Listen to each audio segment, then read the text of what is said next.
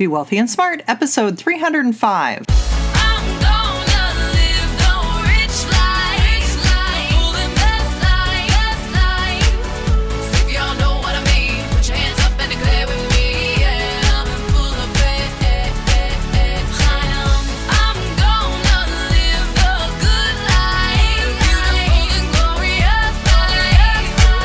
Step into a world of wealth and financial freedom without budgets, boredom, or bosses on Be Wealthy and Smart.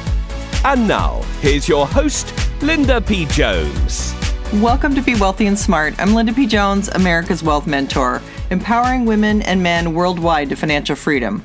On today's show, we're going to talk about the best and worst places to retire in 2017. And this episode is brought to you by Audible. It's the way I read more books and stay ahead of the curve. Audible is, of course, the easiest way to read books because all you have to do is just listen, like you are right now. There are over 150,000 titles to choose from for your iPhone, Android, Kindle, or MP3 player, and your first audiobook is free. Just visit audibletrial.com/be wealthy and smart. That's audibletrial.com/be wealthy and smart. Well, I found this article on cnbc.com. It's by Jessica Dickler, and it's the best and worst places to retire. And this is very interesting because a lot of people are wondering, where do they want to end up in retirement? They're looking at possibly downsizing. They're looking at what has good health care. They're looking at what has a good lifestyle. They're looking at housing costs. There's all kinds of things to consider when you're looking at where do you want to retire.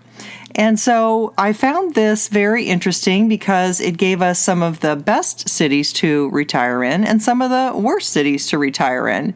So it says, for those approaching retirement, picking the best place to live can be difficult. And WalletHub ranked the retiree friendliness of the country's 150 largest cities.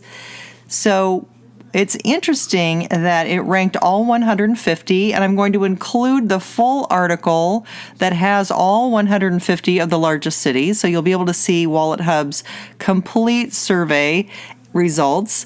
And this article just has a shortened version with some of the best and some of the worst places. So the article goes like this. As they approach retirement age, older Americans are becoming steadily more pessimistic about their economic prospects.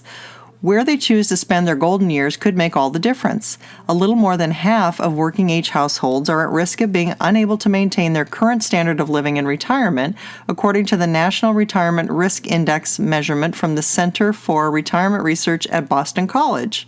As a result, many workers say they are expecting to work past age 70 if they retire at all. Yet that doesn't have to be the case for those willing to relocate, according to Jill Gonzalez, a senior analyst at WalletHub. The personal finance site compared the retiree friendliness of the country's 150 largest cities using criteria such as the availability of home health care facilities and recreational activities, including golf, museums, and bingo, oh my gosh, and the price of in-home services and overall cost of living. Here are the best and worst according to WalletHub. All right, the 10 best cities to retire in. Drum roll, please. Number 1 is Orlando, Florida. Number 2, Tampa, Florida. Number 3, Miami, Florida. Number 4, Scottsdale, Arizona. Number 5, Atlanta, Georgia.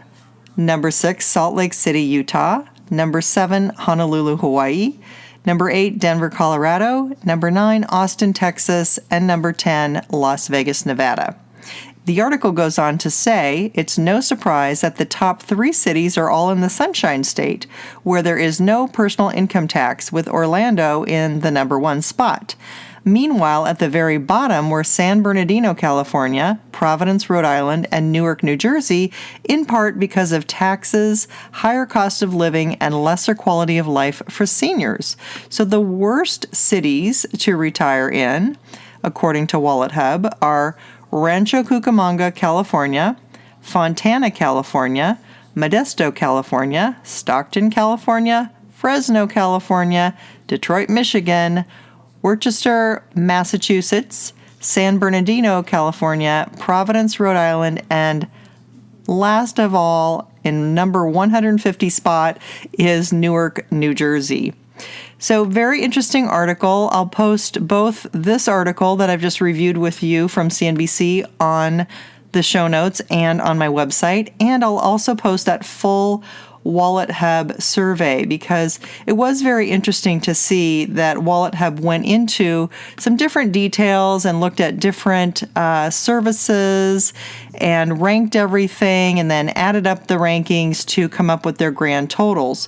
So they did a nice job with looking at some of the major cities. What I would say is maybe a possible weakness of this report is that a lot of retirees are moving to smaller towns. So not everyone wants to live in a major city, so thereby just reviewing the major cities might be leaving out a lot of smaller towns that have high quality services and activities and cost of living and more affordable housing, etc. Since housing is a big part of a retiree's decision-making process, I think it's important to also look at the smaller cities. But what this survey will tell you is the states that are preferable, mainly because of the income tax structure or lack of income tax, as the case may be. You'll find that states with low to no income tax, state income tax, rank higher, and those with state income tax rank lower in some cases. So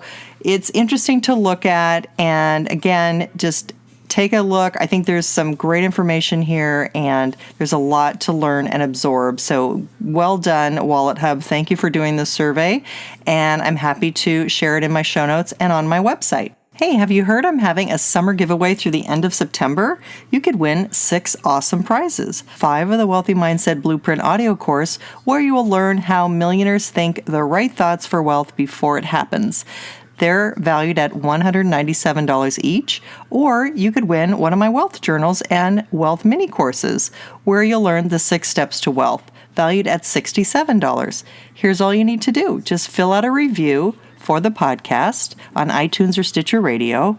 Then like my Facebook fan page at Linda P. Jones fan page on Facebook. Make sure that's my fan page. And follow me on Twitter and Instagram. Then send me an email and let me know you did it. My email is lpjhome@gmail.com. All names will be dropped in a hat, and a drawing will be done in early October for winners. And if you want to get your net worth moving in the right direction, go to lindapjones.com and get my 11 quick financial tips to boost your wealth. There are 11 quick things anyone can do to get your net worth moving in the right direction. That's all for today. Until next time, live the good life and be wealthy and smart. Thank you for listening to Be Wealthy and Smart with Linda P. Jones. Share the wealth and tell your family and friends about the show.